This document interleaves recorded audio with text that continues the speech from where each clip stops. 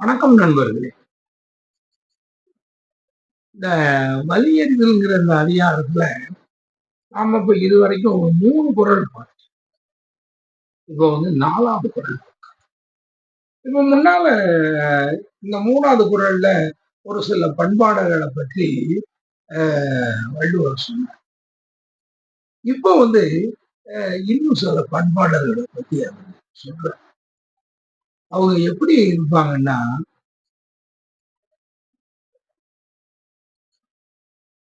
அவன் வந்து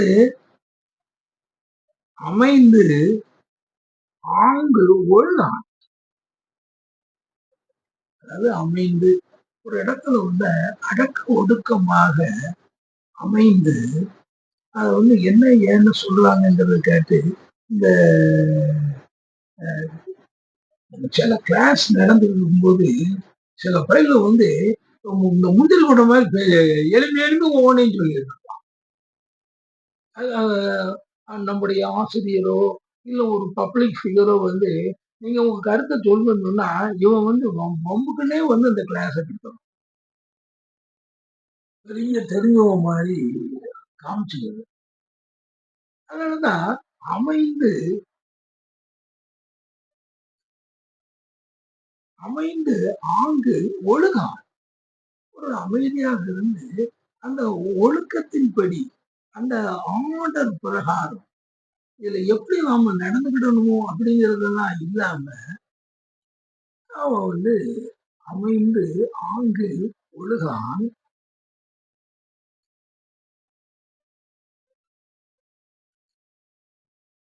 அளவு அறியான்.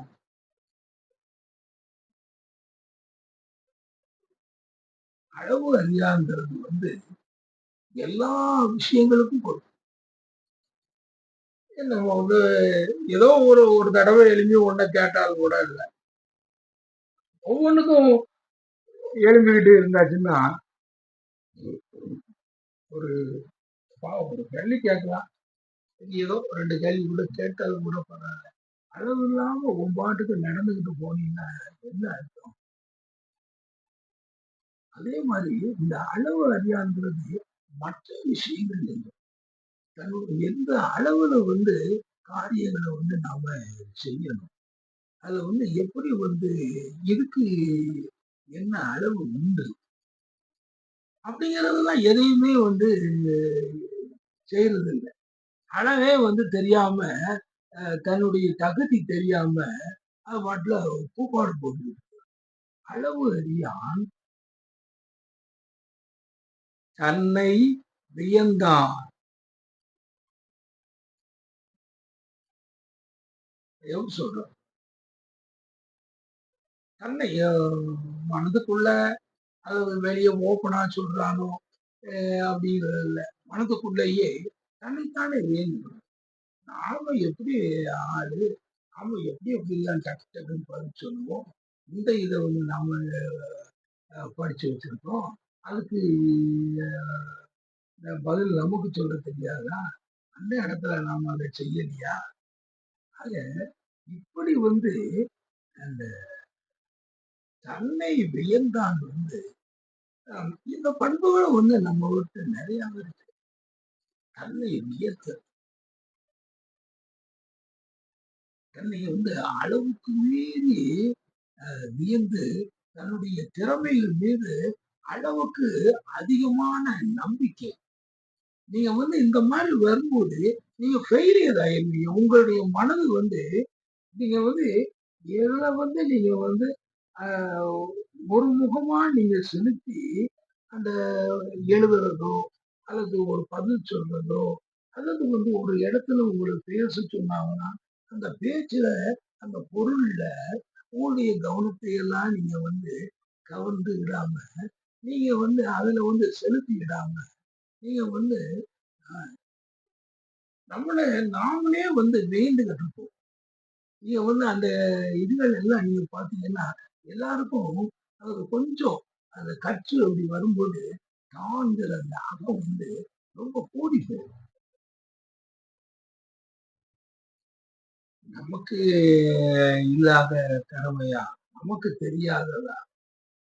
அப்படிங்கிற அந்த இதை தான்கிற அந்த எண்ணம் வரும்பொழுது உங்களுக்கு வந்து நீங்க என்ன செய்யணுமோ அதை செய்யாம தன்னை வைனா அதுக்காக தான் அவர் சொல்றாரு தன்னை வியந்தா விரைந்து கெடும். மற்றவனாவது கொஞ்சம் லேட்டா கெட்டு போவான். இவன் வந்து விரைந்து அவன் பாருங்க எவ்வளவு தவறான மன இயல்புகள்லாம் இருக்குன்னா அமைந்து ஆங்கு ஒழுகா ஒரு அமைதியாக இருந்து ஒரு எப்படி நடந்துக்கிடணுமோ அந்த நடந்துக்கிறது அமைந்து ஆங்க ஒழுகால் தன்னை அறியான். ஒரு மனிதன் வந்து தன்னை அறிஞ்சுக்கிறது எவ்வளவு முக்கியம்.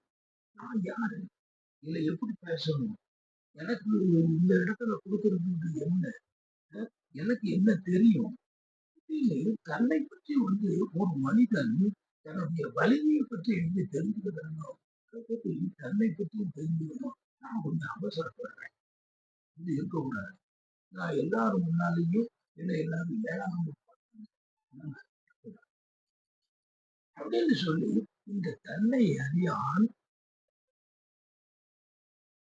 வியந்தான். தன்னை வியந்தான் வியந்தான் விரைந்து. இந்த மனப்பழக்க வழக்கங்கள் எல்லாம் இருக்கும் பொழுது இவங்க வந்து எந்த இடத்துலயும் இது வந்து ஒரு மன்னன் வந்து அவங்கிட்ட இருக்குது வைங்க. அந்த ஒரு மன்னன் வந்து இப்படிப்பட்ட குணங்கள்லாம் இருந்துச்சுன்னா அவனால வந்து எப்படி வந்து எந்த காரியங்களையும் தன்னுடைய அரசாட்சிக்கு உட்பட்ட காரியங்கள் எந்த காரியங்களா இருந்தாலும் எல்லாத்தையும் அவன் செய்யல. அவன் வந்து விரைந்து 23ஆம் புலிகேசின்னு சொல்லி ஒரு படம் எடுத்தாங்க. அதுல வந்து அவன் வந்து தன்னை வியப்பான்.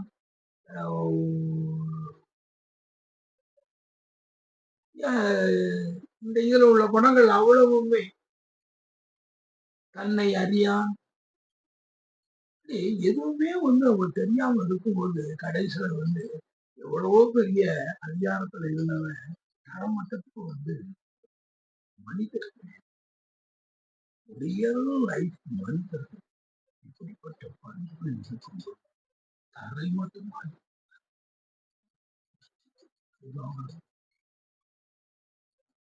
வந்து நம்முடைய வாழ்க்கையில நாம விழாம போகணும் அப்படிங்கிறத எல்லாரும் மனதை வச்சுக்கணும்.